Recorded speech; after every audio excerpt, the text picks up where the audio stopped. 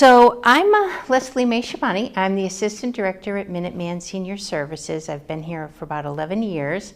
Prior to that, I was at a sister agency when it was Bay Path Elder Services, and I started out as a care manager. I worked with family caregivers.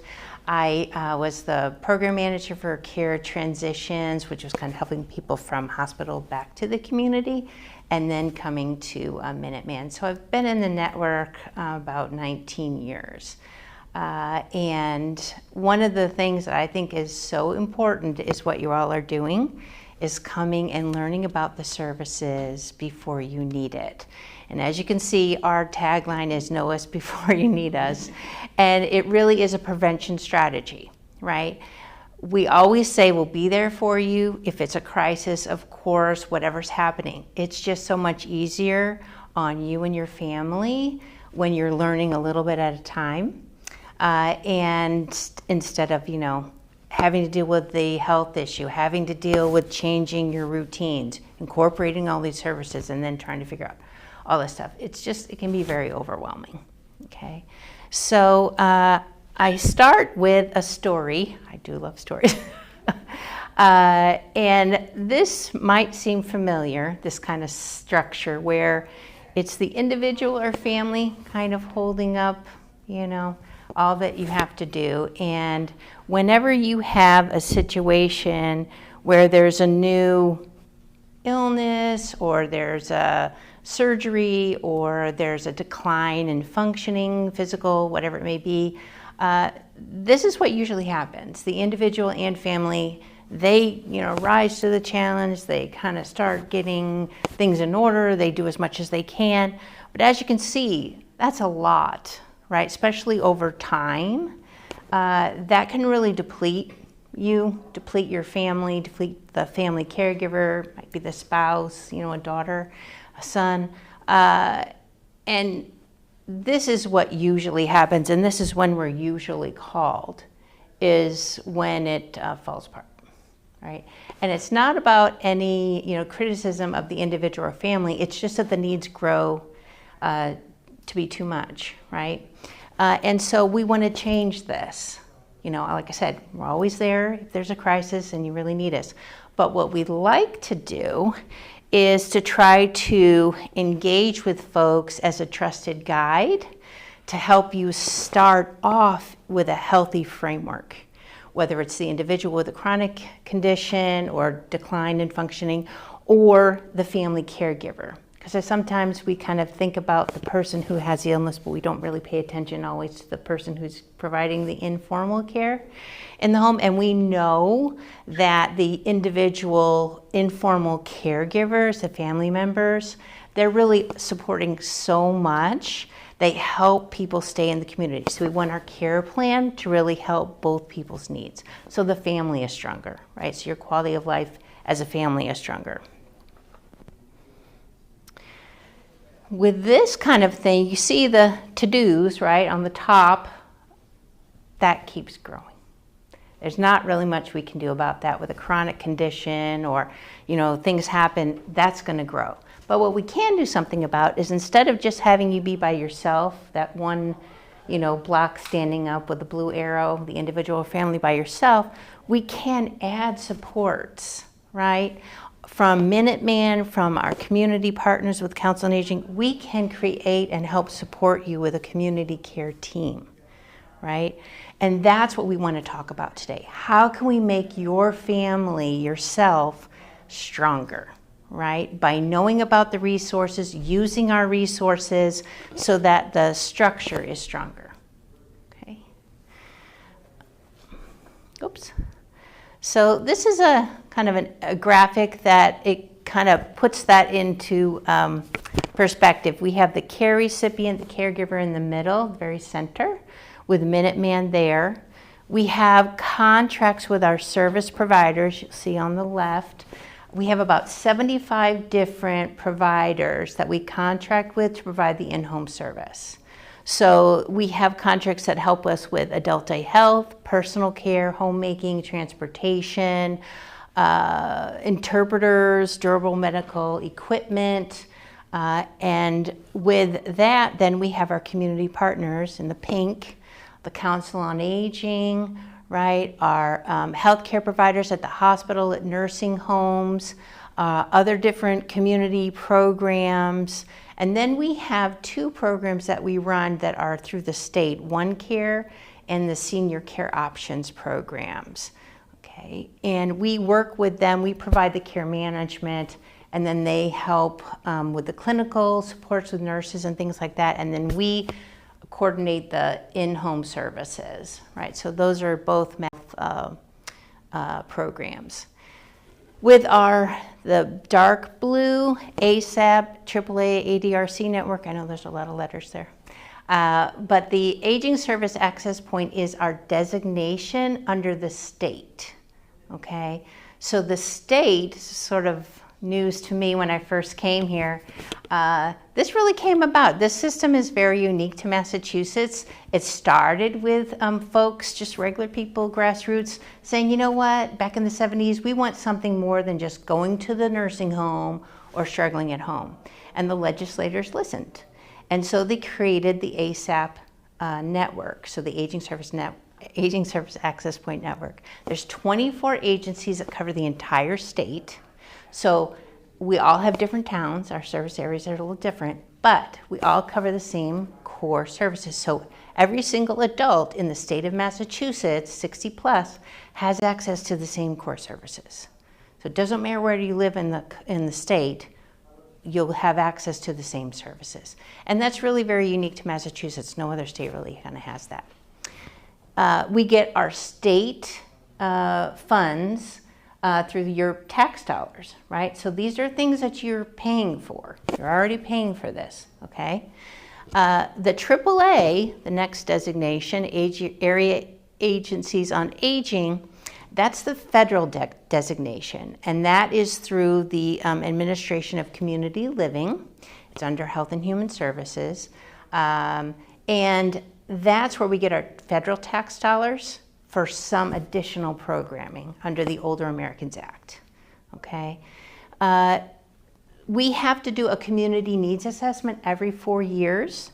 So surveys go out, we ask older adults in our 16 towns, what are your most prioritized needs? We pull that back, we create a community area plan to address how we're going to use those federal tax dollars. We offer out grants to community organizations who will put a proposal together, say, yes, we will address this need. And then we award the grant, monitor the quality of the service, and then do that the next go around. So we do that every 4 years. Okay, and we just recently did the area plan, which is on our website.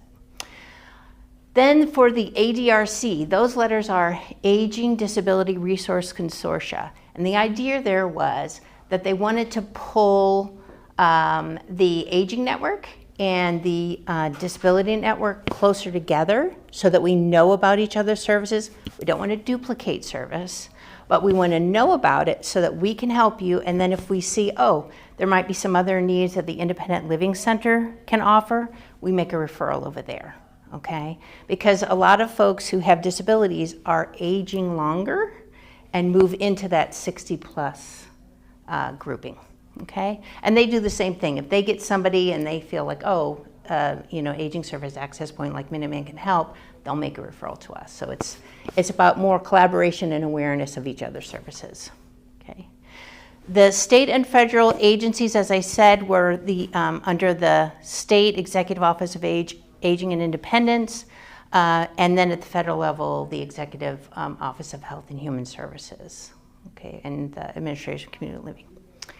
All right, so that's that. Any questions? I know it's a lot of information there, but hopefully it helps you to see how we're all tied into the state and federal government and with each other. All right. This, I hope, gives you a better sense of our statewide impact. All 24 of the agencies, like Minuteman, the Aging Service Access Points, we served about almost 70,000 adults. This is from 2023. The average age was about 80 years old. More than half live alone. The average annual household income is about $26,500. Come on in, please. And 33% were qualified for nursing home care. So what that means is that individual was clinically eligible to go to a nursing home, but with in-home supports, they were able to stay at home, okay? And the community tenure in the state home care program was about 3 years. So what that means is that people were able to stay in their homes about 3 years longer with additional supports. And termination in the program was usually due to death or to long-term care placement, okay? So welcome. Thanks. So now we're kind of broadened out. Now we're getting back down to Minuteman. So at Minuteman Senior Services, our vision is for people of all ages and abilities. We'll have the supports necessary to live with meaning, choice, and dignity. And then our mission is to enhance the health, well-being, and independence of people with diverse backgrounds as they navigate aging and disability, providing supports that empower them to live with meaning, choice, and dignity. Okay. This is our service area. As you can see, we cover 16 towns all the way out Harvard, Stow, Boxborough, Littleton, and then all the way over east to Burlington, which is where our home office is. Wilmington, Woburn, Winchester, Arlington, all of those in there. Okay. We are in our 50th year, so this is pretty exciting for us. We have about 60,000 folks in our 16 towns that are over the age of 60, and that just keeps growing as demographics across the country and the world keep shifting. We're a nonprofit organization, and we have a unique board structure. The state has mandated that ASAPs, like Minuteman, have at least 51% of our board members are over the age of 60. Live in our towns and represent our Council on Aging members. And the reason they do that is they want to have older adults kind of be in charge of the direction of how we're using funds, the services, so that it meets the local older adult needs. Okay. Our budget's about $45 million. Most of that is a pass-through that covers purchase services for individuals, consumers, service plans, right? So you may have homemaking or adult health or bathing, personal care, something like that, and most of that money is going through there. We have about 20 plus programs and services, about 130 plus employees, 400 volunteers, and as I said before, we have about 75 different vendor contracts that help us provide the in-home services. And last year we served approximately about 11,000 unique individuals. That says 1,100. And that needs to be corrected. That's definitely a typo. It's 11,000. Thank you for that. Oh my goodness. This right here is sort of an umbrella of all the different services and programs we have. So information and referral, the top one, that is free. And you can call up and ask them to research anything for you, and they'll give you that information. I have a little bit more detail on some of these. With in-home services, our care managers, they are social workers who go into the home. They will do a needs assessment for your physical abilities, functioning, and they do sort of mini-cog kind of type of assessments. And what they're looking for is unmet needs. Sometimes family members are providing some things. Sometimes you may have some informal supports through a religious affiliation or a neighbor or something like that. And then they're trying to see like what needs are unmet and that we can help you with, right? So they will come up with a service plan and then check in with you every 3 months by phone. They do at least 2 visits a year to kind of see how you're doing. They can always change it if something happens and you call, but they at least do that. That's what the state demands. And then with our nurses, they are the ones to go out, and if you have a personal care need, we'll do a clinical assessment and then write up the personal care plan that we will then send over to the in-home health agency, and they will provide the nurse to do the care. But our nurses oversee that. Protective Services is a program that is about making sure that folks in the home, like older adults in the home, are safe. And, you know, there could be all types of different issues with abuse. It could be physical, emotional, financial, sexual. It could be neglect, right? Self-neglect or caregiver neglect. And they will look at those reports that they receive. They screen them in or not, and they have very strict criteria for putting them into a rapid emergency or routine risk assessment. And then they have so much time to go out and investigate that, trying to figure out what's happened. But the main goal is trying to get people safe and connected to services. And so they'll work with you, work with the family to try to get that done, okay? And we have on our website an opportunity for people to make a report if they're concerned about someone, okay? Anonymous. Anonymous, yes, absolutely. And then, all right, so some of these other ones I have additional things.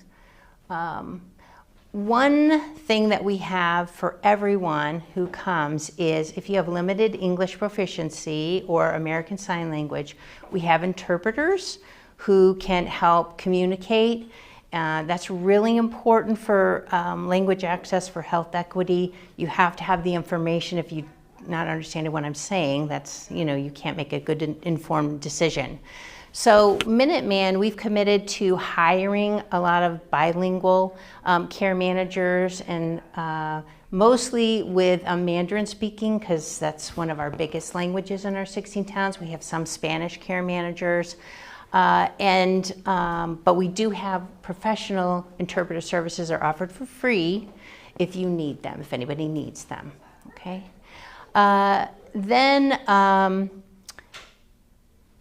The thing that I really want to stress is that it's so important that the consumer who has limited English proficiency is offered that service, because it's about self-determination. We want that person to make that decision themselves. We don't want the family to make it. We don't want the doctor to make it unless there's some kind of cognitive issue or something.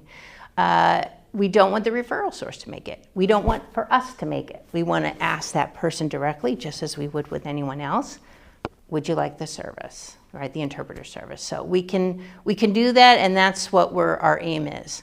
Have you guys ever used Pocket Talk? It's a little unit that you speak English in. You speak into, and it'll translate to up to 140 different languages. We haven't. Our interpreter service, not only does it translate, but it's also about learning how to be an interpreter.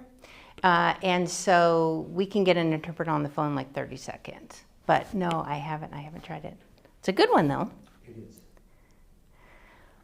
So our information center, we have, like I said, free information, right?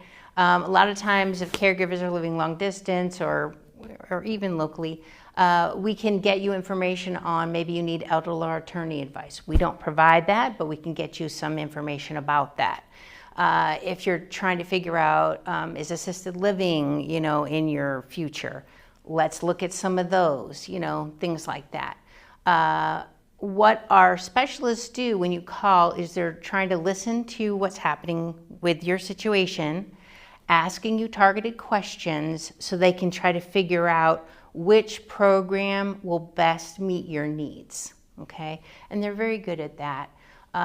We'll get you to the right resource. As I say, we'll do eligibility screening, and it's unbiased, reliable information. We don't get any kickbacks from sending you to, you know, a particular assisted living or a particular lawyer or whatever it may be. That's not what's happening.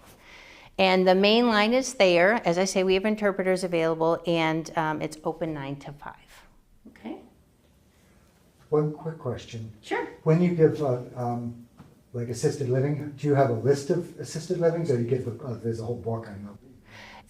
We can give you like a link to that, but we'll give you some that specifically are around what your situation is or what the geography is or something like that. But we generally will give you a link too. Do you vet them? Do you check them out to make sure they're...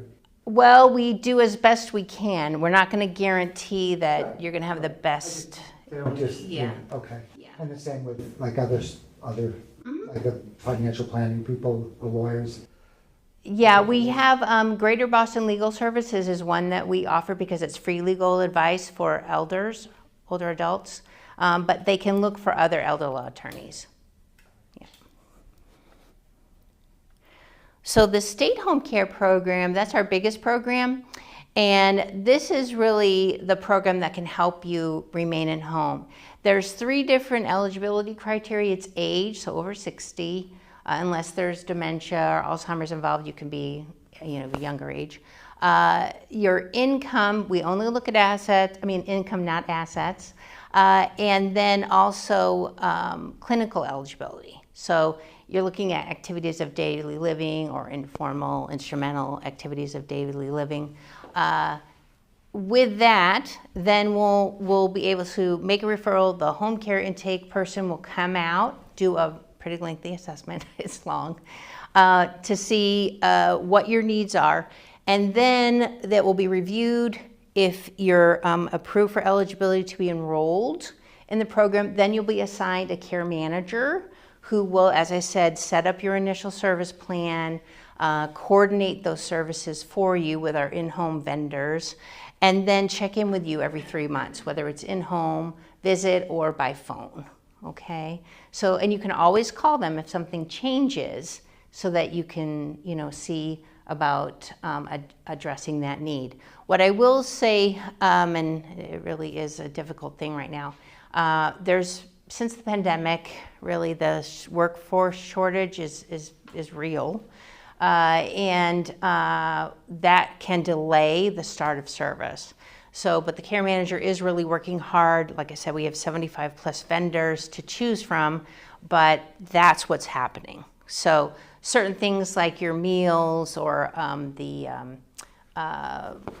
personal emergency system, that watch thing that you wear on the necklace, yeah, that can be installed very quickly. The laundry service can be installed very quickly. Like I said, the home delivered meals can. But some of these things where we need an in-home person to do personal care or homemaking, that can be delayed depending on availability. So I just put that out there because that is a real thing. When you say income matters, how does it matter? Do people have to qualify by having low income? For state home care, there is an income eligibility, so we don't look at assets like your retirement fund, your home, any of that stuff. But we do look at your income like Social Security, your pensions, things like that. And that's why I say go ahead and call, because some people think, my house is worth so much, I wouldn't be eligible, but you really might be. And so that's why I just say call. Just tell them your situation. They'll ask you some questions, and then you can figure out exactly what that is. Do you know how they determine the test? I mean, what's the level of like the financial income? Do we, for total care, free care versus sliding scale? You'll have to call. Right, just call, because everybody's situation's a little different, and how many people in your family and all the like is a little different. So that's why we just say, just call. It takes a few minutes. They will tell you very quickly, I promise you. All right. Shine, I don't know if you're familiar with Shine, but the open enrollment is coming up in October, where you can look at and review all of the Medicare health insurance plans and either change your plan, or if you're new to Medicare and signing up for the first time, this is the time to do it. So SHINE stands for Serving the Health Insurance Needs of Everyone. And we have a program manager that works for Minuteman and trains and oversees the training for 45 plus SHINE counselors. Okay, they're volunteers. They are amazing people. They study these Medicare benefits. They have to take a test. The training's I think 40 plus hours. They have to take a test to ensure that they know the benefit information. Then we collaborate with the Council on Aging centers for space, for computer access, for sign-up sheets a lot of times, so that you don't have to go all the way to Burlington for our office. Like, you can meet with a Shine counselor here and go through that process of figuring out which plan is best. And we don't, again, this is all unbiased information. We're not getting any kickbacks if you choose this plan over this plan or anything like that. But they can look at what your current medications are to see if these plans that you think might be your best option cover those. And they can just help kind of, simplify that process. It is, a little confusing sometimes, but they're wonderful. But yeah, that's coming up in October. The Family Caregiver Support Program, this is a program, it's short-term, there's no income eligibility, right? You just are caring for someone who's older, an older adult over the age of 60, or for somebody like a grandparent caring for their grandchild under the age of 18. And so it's really set up to focus on the caregiver, what their needs are. It's short-term intervention, it's one-on-one, and they will listen to what's happening and then look at resources for you, kind of come up with an action plan to start moving you towards your goal. They can't implement the plan with you like a care manager would. It's short-term, but they can help you kind of jumpstart your progress, right? We do have some, it's very limited, but we do have some funds for family caregivers for respite. So if you need a break, or sometimes the family caregiver is the one going into the hospital or something like that, we can help sometimes with that too. It's limited, but we have a little bit. Options Counseling. This is a program that's for any adult, 18 years of age and older, or with a disability, or if you're 60 and older.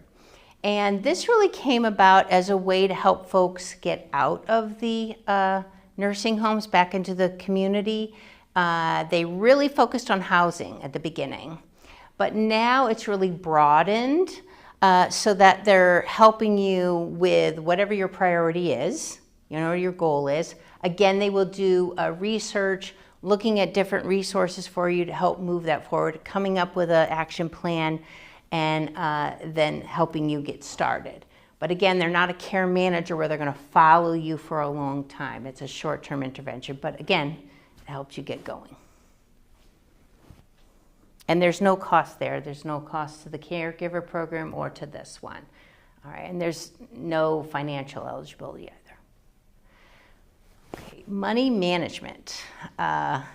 This, I think it's one of the best programs, honestly, to stabilize folks, and it really came from Protective Services as a way to prevent folks from getting close to eviction, or having problems with because their heat was turned off or something like that, where they would be in a difficult, unsafe situation.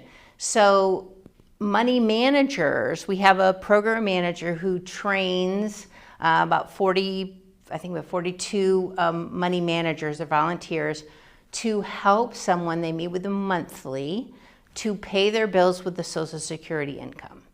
Okay, so with this, you're going, the volunteer, and there's Corey checks, and the program manager oversees like checking all this stuff, the bank statements, to make sure everything was done right.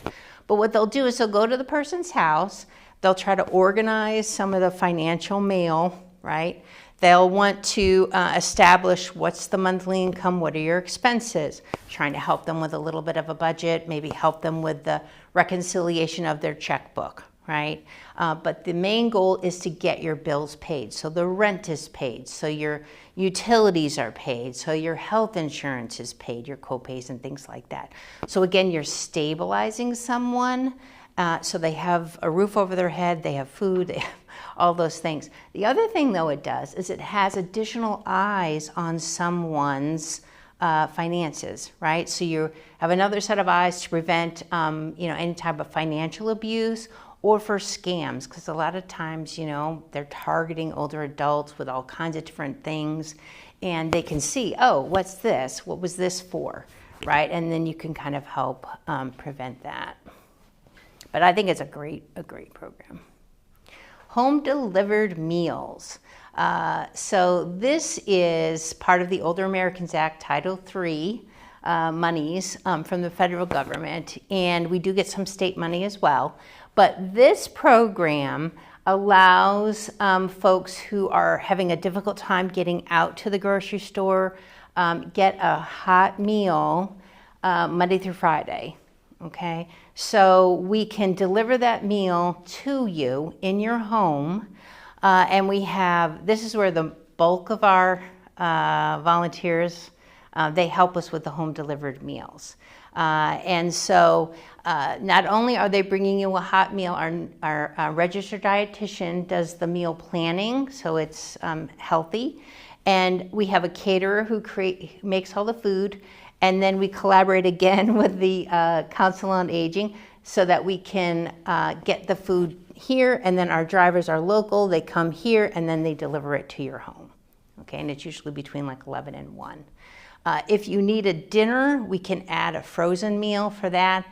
With winter and things like that, we also provide some shelf-stable food, but also can have some frozen meals delivered if we're not going to be able to make that delivery because of a snowstorm or something.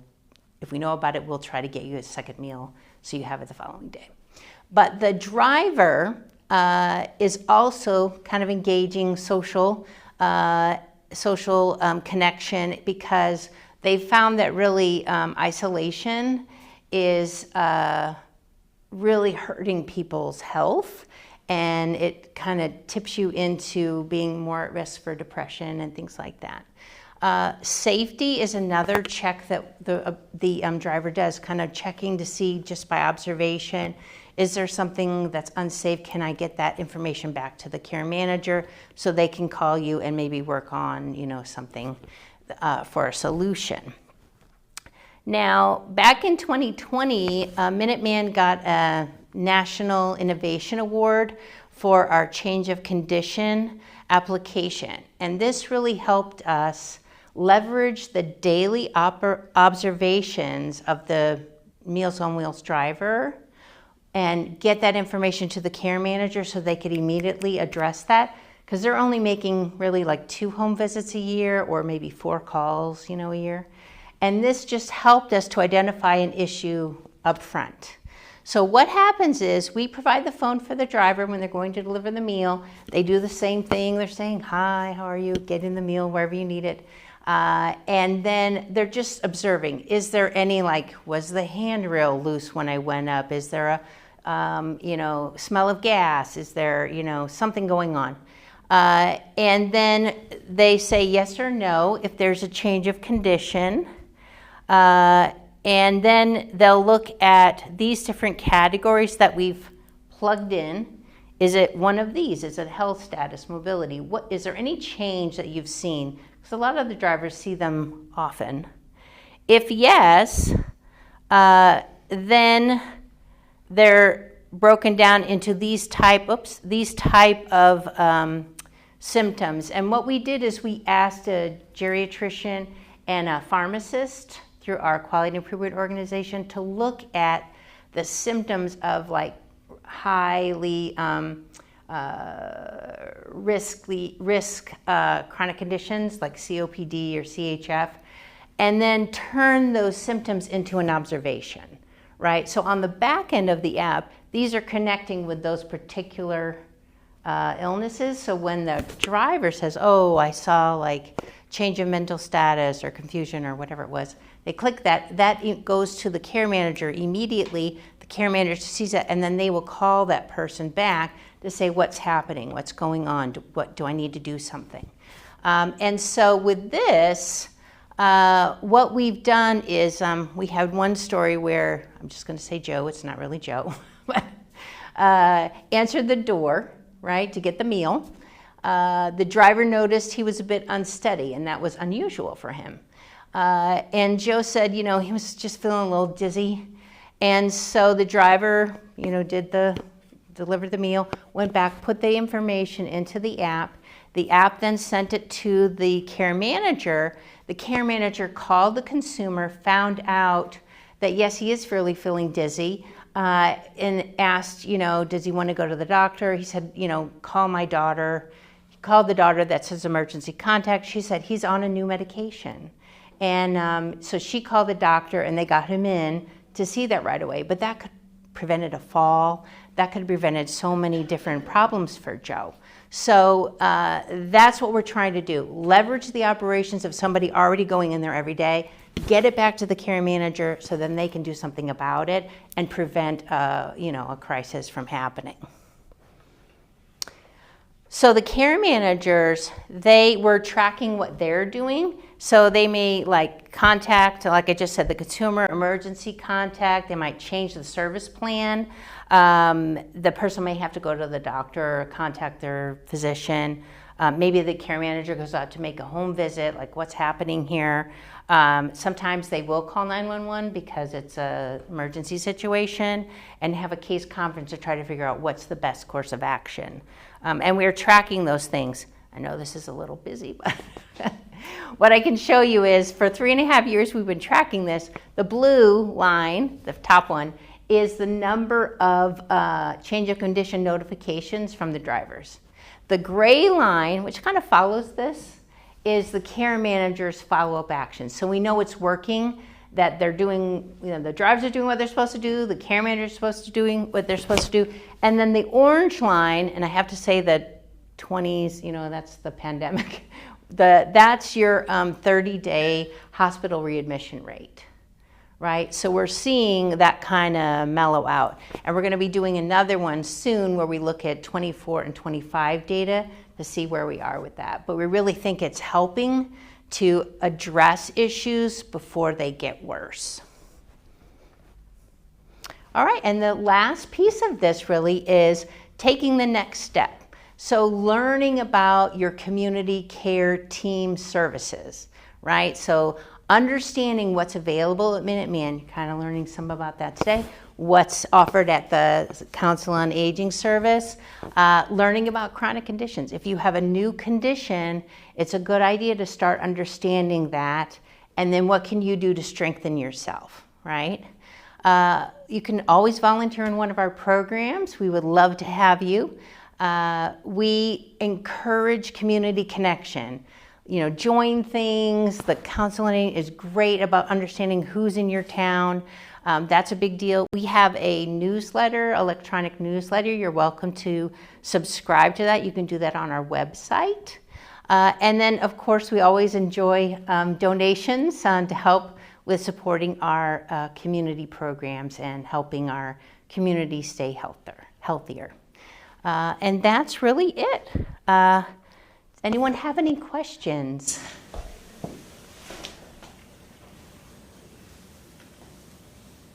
The main thing I can say is just call. Call the main number and tell them your situation, and the information and referral specialist will walk you through it, right? They're great at that.